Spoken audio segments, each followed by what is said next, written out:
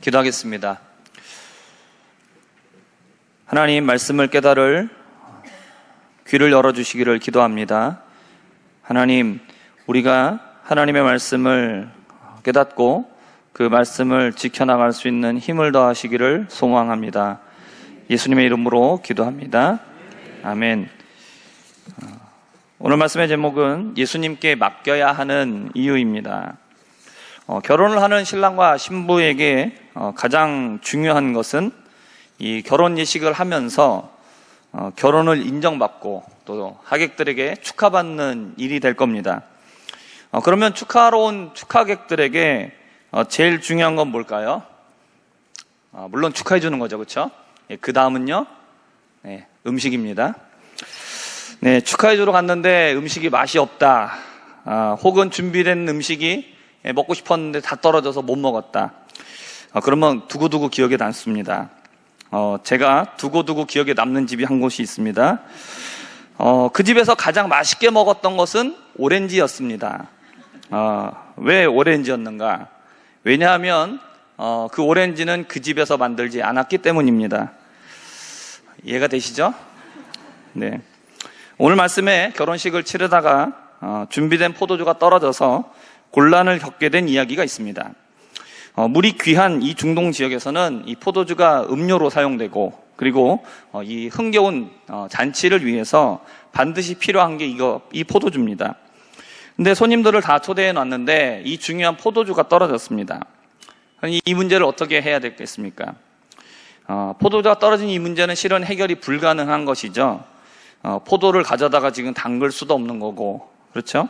어디서 사올 수도 없고, 지금처럼 이런 유통이 발달되어 있지 않기 때문에 산다는 것도 어렵고, 사온다고 해도 그 많은 양을 또 어디서 가져올 것이고, 또 가져오는 동안에 지금 떨어졌어요.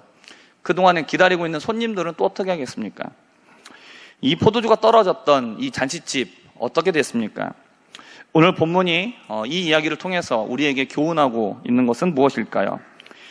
첫 번째로 우리가 최선을 다해도 그렇게 준비해도 뜻대로 되지 않는다라는 겁니다. 우리 인생에는 중요한 문제들이 참 많습니다. 공부하고 있는 친구들은 진학, 그다음에 취업, 결혼, 집 사는 거, 또 임신과 출산, 또 양육하는 문제, 우리의 삶에 참 중요한 문제들 많이 있습니다. 이런 중요한 일들을 우리가 잘 이뤄나가기 위해서 우리는 준비합니다. 어떻게 준비합니까? 최선을 다해서 준비합니다. 앞으로 다가올 일들이기 때문에 우리는 예측할 수 있습니다. 그래서 그것을 대비하고 준비하죠. 오늘 결혼식을 준비하기 위해서 신랑은 얼마나 최선을 다해서 했을까요? 초대에 응한 사람들의, 손님들의 숫자를 파악을 했을 것이고, 한 사람마다 어느 정도의 양을 먹을 것인가 다 계산하면서 모자라지 않게 그것보다 더 많은 양을 넉넉하게 준비했을 겁니다. 그래서 하객들이 잔치에 참여해서 마음껏 잔치를 즐길 수 있도록, 기쁜 잔치가 될 수 있도록 최선을 다했을 겁니다.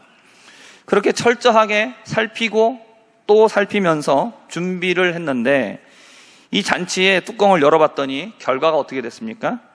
준비하고 계획한 이 잔치가 성공적으로 치러진 게 아니라 예상과 너무나 달랐습니다. 계획을 한참 벗어났습니다. 잔치 도중에 포도주가 떨어지는 대참사가 벌어졌습니다.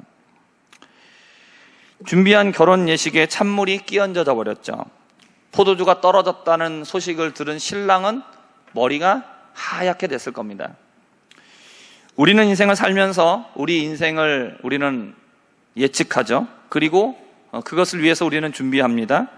어떻게 준비합니까? 나름대로, 그렇죠? 최선을 다합니다. 우리가 할 수 있는 최선을 다합니다. 하지만 우리는 다 알고 있습니다. 우리의 뜻대로, 우리가 준비한 대로 우리의 인생길이 그렇게 되던가, 그렇지 않다라는 것이죠. 우리가 준비하고 노력하고 예측하고 최선을 다해도 그래도 안 되는 것이 바로 우리의 인생이다라는 겁니다. 우리의 힘으로 안 되고 우리의 지혜로 안 됩니다. 우리는 우리의 문제를 대비할 수가 없습니다. 결국은 이 말은 무슨 얘기냐? 우리는 우리의 삶의 해결자가 될 수 없다는 얘기입니다. 두 번째입니다. 예수님과 연결될 때에 해결이 된다는 것이죠. 신랑은 포도주가 떨어진 이 문제를 들었으나 해결할 수 없었습니다. 아무것도 할 수 없는 이 상황에서 예수님의 어머니인 마리아가 이 문제를 예수님에게 이야기를 합니다. 그리고 예수님께 연결을 시킵니다. 문제를 예수님의 어머니 마리아도 알게 됐습니다. 마리아가 예수님에게 말합니다. 저들에게 포도주가 떨어졌습니다. 마리아가 이 말을 한 것은 단순한 이야기거리로 한 게 아닙니다. 예수님에게 포도주가 떨어진 이 문제를 해결해 달라고 얘기한 것입니다. 요청한 거죠. 4절을 보면 말합니다. 예수님의 답변이 이것을 말해줍니다. 여자여, 나와 무슨 상관이 있나이까? 예수님은 어머니 마리아의 요청을 들었지만 뭐라고 대답하십니까? 나와 상관이 없다라는 겁니다. 그들에게 포도주가 없지만 내가 그들의 문제를 해결해 줄 이유가 없다라는 것이죠. 그리고 내 때가 아직 이르지 않았습니다. 그렇기 때문에 내가 이것에 대해서 관여할 것이 없습니다. 예수님의 대답을 들었습니다. 근데 마리아가 어떻게 하죠? 마리아는 듣는 둥 마는 둥. 하인들에게 뭐라고 말합니까? 예수님께서 뭐라고 말씀하시든지 너희들이 들은 그대로 해라. 이렇게 얘기합니다. 마리아가 왜 이렇게 얘기했을까요? 예수님의 의지보다 자신이 어머니이기 때문에 어머니로서의 그 권세가 더 크니까 내 말을 들어라. 뭐 그런 뜻입니까? 예수님이 하나님의 아들이시지만 어쨌든 인간으로 세상에 오셨으니까 어머니에게 말씀에 순종하는 효를 다해라. 뭐 이런 얘기겠습니까?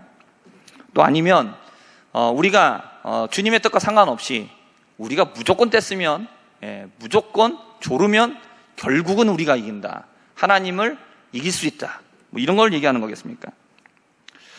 예수님은 하나님의 아들이십니다. 그리고 모든 것을 때를 따라서 계획하시고 또 그것을 이루실 수 있는 권세가 예수님에게 있습니다. 그렇기 때문에 예수님을 낳은 어머니 마리아라 할지라도 또 때를 쓴다고 할지라도 마리아가 원하는 대로 응답이 될까요? 안 될까요? 안 됩니다. 될 수가 없어요. 근데 마리아가 이렇게 종들에게 얘기하고 나서 그 뒤에 이어지는 이야기들을 보면 예수님께서 또 포도주를 만들어 주십니다. 그렇다면 이것은 무엇이냐? 예수님께서 마리아의 믿음을 보시고 그 믿음대로 이루어 주셨다는 것을 말하는 겁니다. 그러니까 우리가 세상에서 어떠한 사람이든지 그것과 상관없이 주님은 주님을 향하여서 믿음으로 요청하는 사람, 믿음으로 주님께 나가는 사람, 그 믿음에 예수님은 반응하시고 그리고 그 믿음대로 응답하시는 분이시다라는 것을 말해주고 있는 겁니다. 마리아는 문제를 믿음으로써 예수님에게 연결시켰습니다. 마리아가 말하죠. 종들에게 예수님이 무엇은 말씀을 하시든지 그대로 해라. 그래서 그곳에 유대인의 정결 예식을 따라 두세 통이 들어가는 돌 항아리가 6개가 있었다고 말합니다. 그래서 이 항아리 하나가 보통 100리터 정도 된다고 하니까 대략 600리터 정도 되는 그런 양을 담을 수 있었습니다. 정결 예식은 유대인들이 장로들의 가르침을 따라서 행했습니다. 밖에 나갔다 들어오면 손과 발을 물로 깨끗하게 씻었습니다.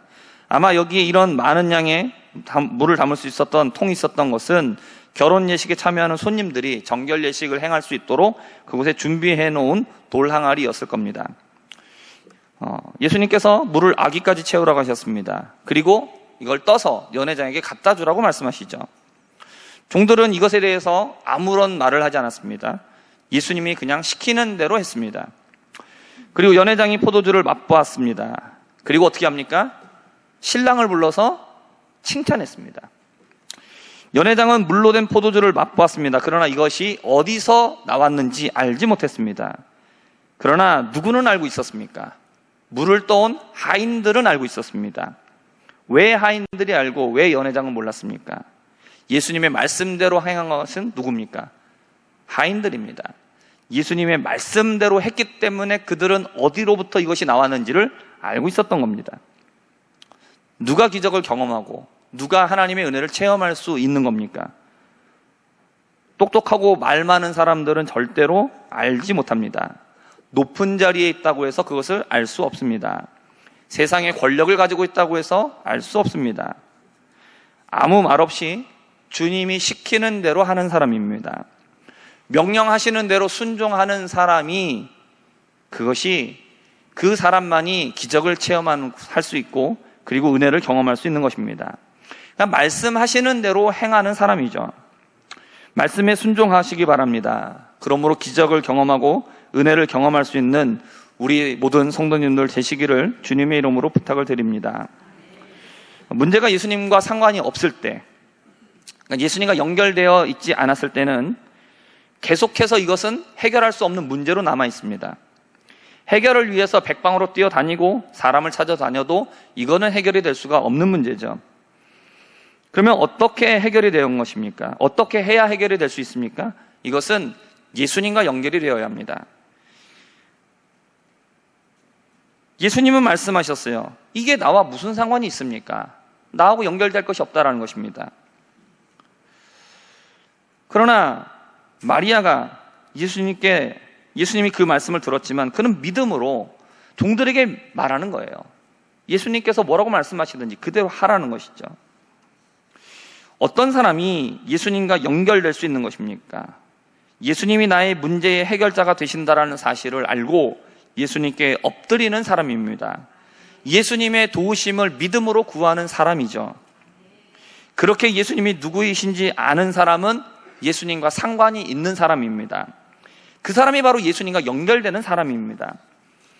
그러나 예수님이 단지 인간으로만 생각되었다라면 포도주가 떨어진 일에 대해서 마리아는 요청할 수가 없었을 겁니다. 마리아는 자신의 아들인 예수를 누구라고 바라봤기 때문입니까? 누가복음 1장 31절과 35절의 말씀입니다. 우리 함께 읽겠습니다. 보라, 내가 잉태하여 아들을 낳으리니 그 이름을 예수라 하라.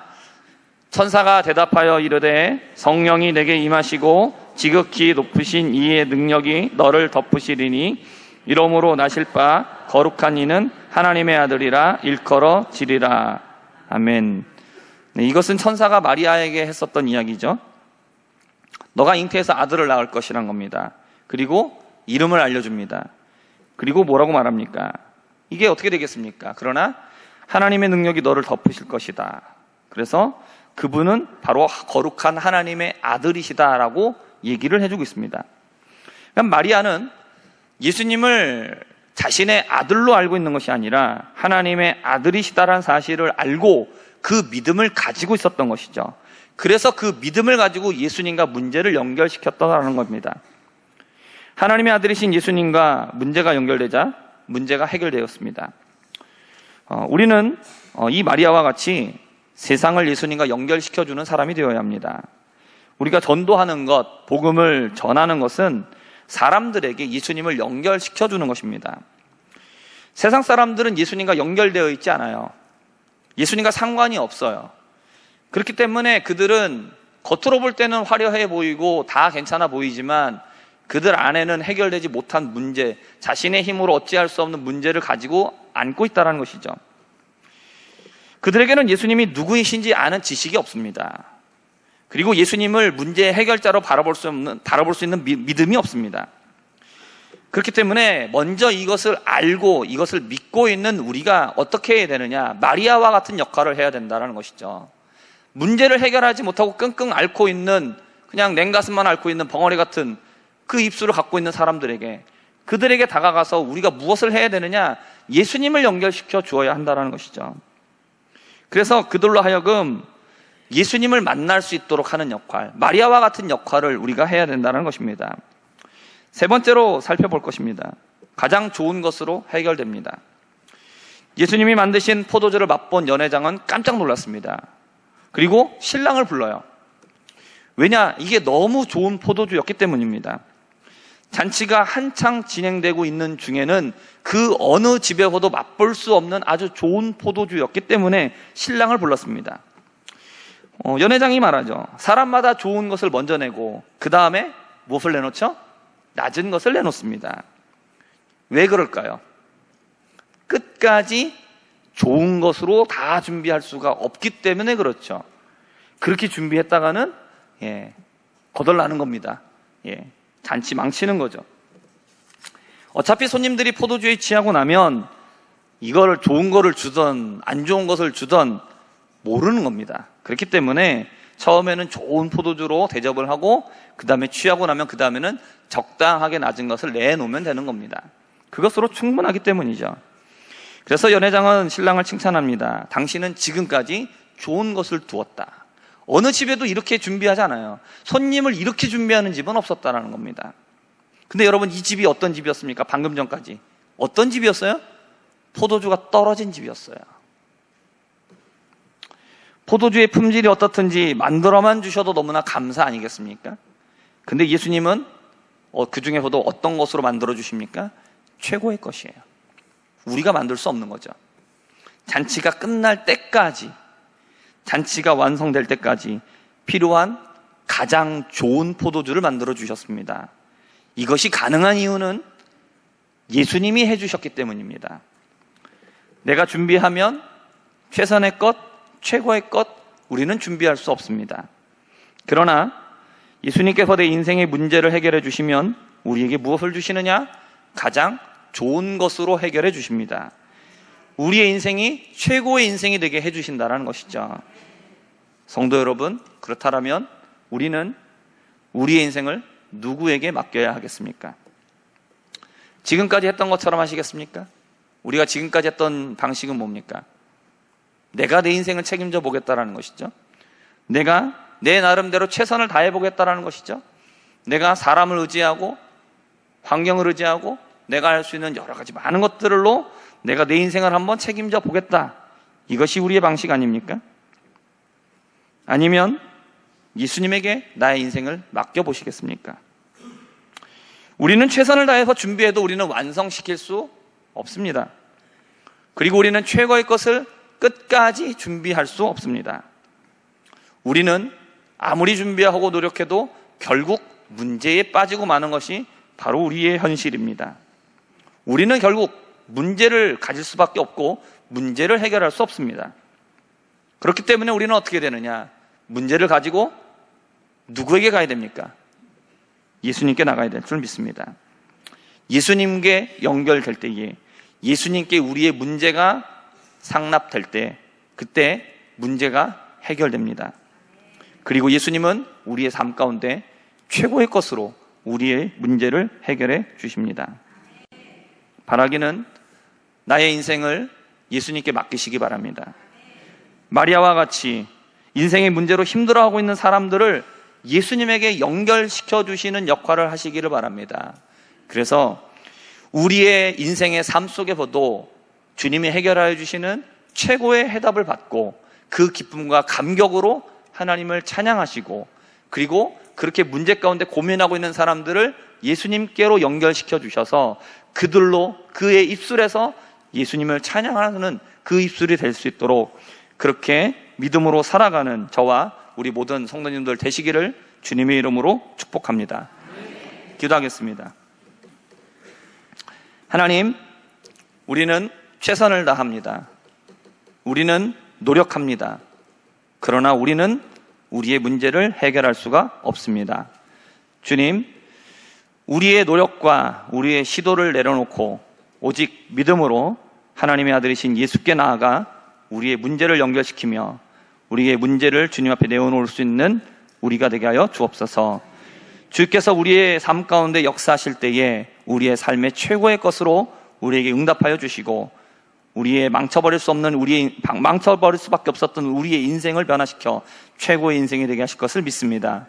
하나님, 우리가 이러한 기쁨과 감격으로 살아가게 하여 주시고, 또한 우리가 그렇게 문제 가운데 살아가고 있는 많은 사람들을 믿음으로 예수께 연결시켜 그들도 예수님을 만나 문제 해결받고 그들의 입술에서도 찬양이 나올 수 있는 그런 삶을 살아가는 우리 모두가 되도록 은혜 베풀어 주옵소서. 감사드리며 살아계신 예수님의 이름으로 기도합니다. 아멘.